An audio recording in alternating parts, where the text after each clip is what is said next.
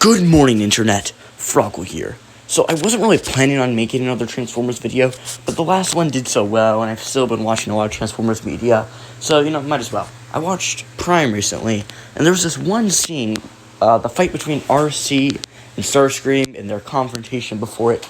It really stuck out to me.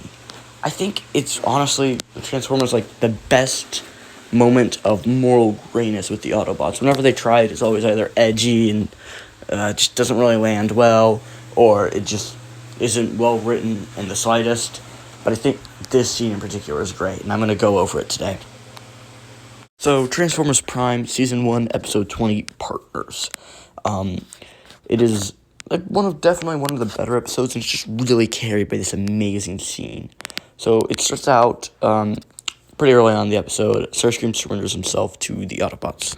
Now, I am a huge Starscream fan, but honestly, I've never been that big on RC during this show.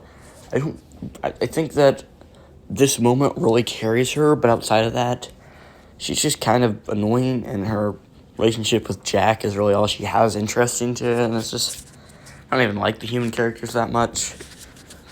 But in this scene, she really shines, and that potential that I feel is kind of missed with the rest of her in this show, it's really, there.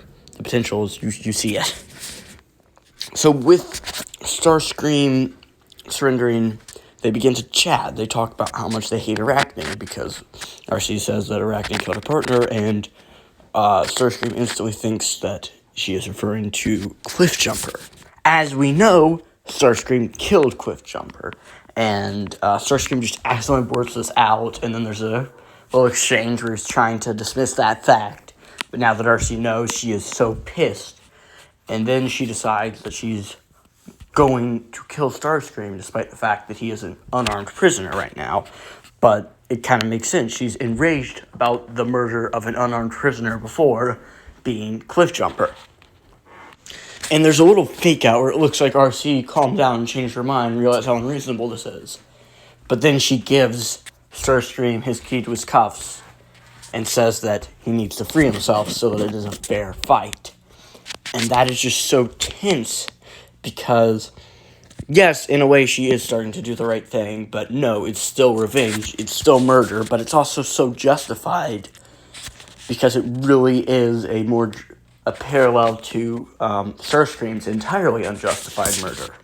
Starscream is super reluctant to free himself, but then he does, and when RC approaches him, he lashes out, slashes at her, runs away, and then flies off. And some may read into this as it was Starscream's plan to enrage RC so that she would get the chance to fly off. And yeah, Starscream is a schemer. He is manipulative.